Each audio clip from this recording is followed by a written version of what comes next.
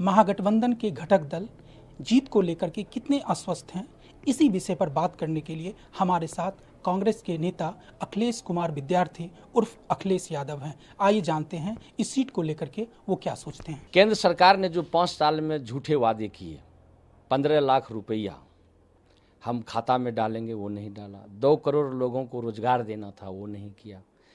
इसमें किसानों के साथ उन्होंने अन्याय किया। दुगुनी आय करनी थी, उसने नहीं किया। और अन्य जो प्रॉब्लम है, इसके कारण से जनता त्रस्त है, युवा त्रस्त है और सारे जाति धर्म के लोग इस कैसर साहब से भी त्रस्त हैं कि इनको वोट ना दिया जाए, क्योंकि क्षेत्र घूमे नहीं है। साथ साथ मोदी सरकार से बिल्कुल त्रस्त है। मोदी सरकार ने कुछ काम ही नहीं किया। यहाँ पे खगड़िया का समस्या लीजिए, एक उद्योग आया था फिलिस्टाइन उद्योग मानसी में, उसका उद्घाटन नहीं कर पाया 5 साल में, और झूठी बातें करता है। यहाँ मक्का आधारित उद्योग होना चाहिए। बेलदौर में एशिया में प्रथम मक्का आधारित उद्योग है। आप देखेंगे कि अभी भी 40 गाँव अभी समय में जब नीतीश कुमार जी आज आए थे गोगरी और कह रहे थे, हम भी भाषण सुन रहे थे, हमने विकास किया। 40 गाँव जो है खगड़िया जिले का मुख्यालय से कटा हुआ है, 9 से आता है, और माननीय मुख्यमंत्री कहते हैं कि हम विकास कर दिए। अब बताइए ये कोई विकास हुआ?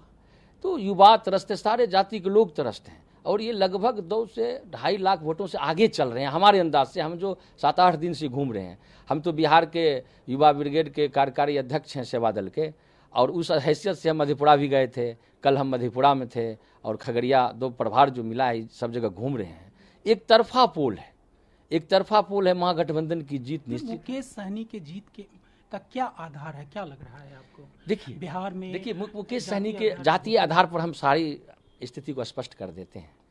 यहाँ पे 4 लाख यादव है, लगभग 1,70,000 मुस्लिम है, 2,25,000 निषाद है, 1 लाख मुसहर है, उसके अलावा अन्य छोटी छोटी जातियाँ हैं। तो ये सब मुकेश सहनी की ओर समीकरण है।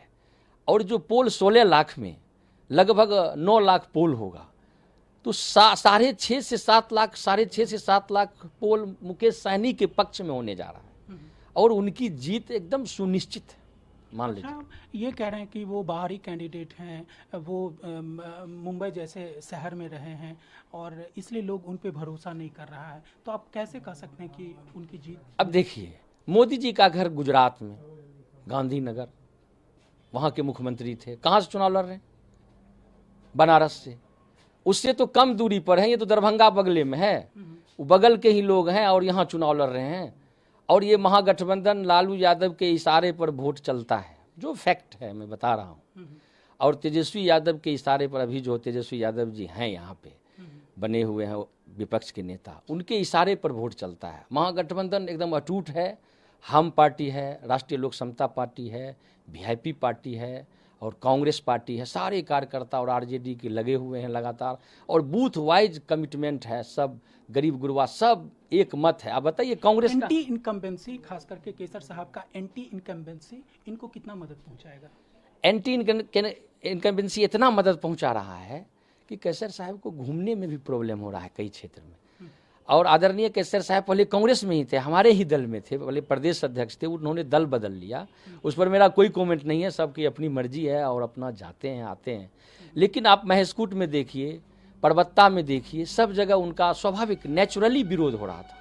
ऐसा विरोध हमने देखा ही नहीं, तो चुनाव क्या लड़ेंगे? मोदी जी का विरोध हो ही रहा है कि भाई आपने 2 करोड़ रोजगार नहीं दिया, 15 लाख रुपया नहीं दिया, आपका नीरव मोदी 14,000 करोड़ लेके भागा, आपका विजय माल्या पैसा लेके भागा, मेहुल चौकसी पैसा लेके भाग गया, आपका वित्त मंत्री के संरक्षण में वो जो विजय माल्या है गया। एक सोचने का चीज़ है। वो भी राज्यसभा सदस्य थे, वित्त मंत्री अरुण जेटली से मिल के तब वह देश छोड़ा, और अभी नाटक कर रहे हैं हमने उसको पकड़ा। अब कांग्रेस की लीजिए बात, कांग्रेस की बात, घोषणा पत्र लीजिए। कांग्रेस सरकार राहुल गांधी के नेतृत्व में सरकार बनेगी, और बिहार में तेजस्वी प्रसाद यादव अगला मुख्यमंत्री होंगे, ये मान के चलिए। मुकेश सहनी की जीत निश्चित है? मुकेश सहनी की जीत 100% निश्चित है। 2 से 2.5 लाख वोट से आप लिख लीजिए, क्योंकि हम 15 दिनों से पूरा क्षेत्र भ्रमण कर रहे हैं। मधेपुरा में भी शरद यादव की जीत एकदम बिल्कुल निश्चित है, क्योंकि एक कारण है। आदरणीय मुख्यमंत्री जी पिछली बार याद कीजिए 8 दिन रहे थे मधेपुरा में, उससे रिएक्शन हुआ था, और लालटेन छाप की जीत हुई थी। उसी प्रकार लालटेन छाप इस बार शरद यादव के साथ है। 6 दिन से आदरणीय मुख्यमंत्री मधेपुरा में थे। सारे यादवों का एक तरफ गोल बंद हो गया है। 200-400 वोट छोड़ दीजिए, वो तो दोस्त मुहिम में जाता है। 4.5 लाख यादव है मधेपुरा में, वहां भी शरद यादव की, मुस्लिम में 2.5 लाख है। शरद यादव की एक तरफा जीत होगी, मुख्यमंत्री जिता दिए। अखिलेश जी, लालू यादव के गैर मौजूदगी में आरजेडी पहली बार चुनाव लड़ रही है। क्या लगता है इसका कितना असर वोटर पर पड़ेगा, एमवाई पर पड़ेगा, और कितना फायदा पहुंचाएगा मुकेश सहनी को, खास करके खगड़िया से? देखिए, हम तो बिहार के जो सभी क्षेत्र घूम रहे हैं उससे पता चलता है कि यादवों का और एमवाई जो समीकरण है, अररिया है, भागलपुर है, खगड़िया है, किशनगंज है, कटिहार है, पूर्णिया है, जो सब जगह चुनाव हो रहे हैं, परसों जो होंगे सुपौल, सब जगह एकदम महागठबंधन की जीत, सब जगह एमवाई समीकरण एकदम सुदृढ़ है। इसका कारण मैं बताता हूँ। आप छोटी सी घटना लीजिए। आदरणीय विपक्ष के नेता तेजस्वी प्रसाद यादव शनिवार को मिलने जाते हैं। भारत का कानून है, लचीला कानून है, मानवता है, उनको मिलने देना चाहिए, बाप बेटे का भेंट होने देना चाहिए। आप इतने क्रूर हो गए आदरणीय प्रधानमंत्री जी, आदरणीय मुख्यमंत्री जी, और आपकी सरकार झारखंड में है बीजेपी की, आप मिलने देना नहीं चाहते हैं। ये तो फंडामेंटल राइट का हनन है। लालू यादव का केस लीजिए, कुछ नहीं है। उसी केस में जगन्नाथ मिश्रा को बेल हो जाता है। मैं जजमेंट पर ये नहीं कर रहा हूँ, आपत्ति नहीं कर रहा हूँ, लेकिन एक सोचने का चीज़ है।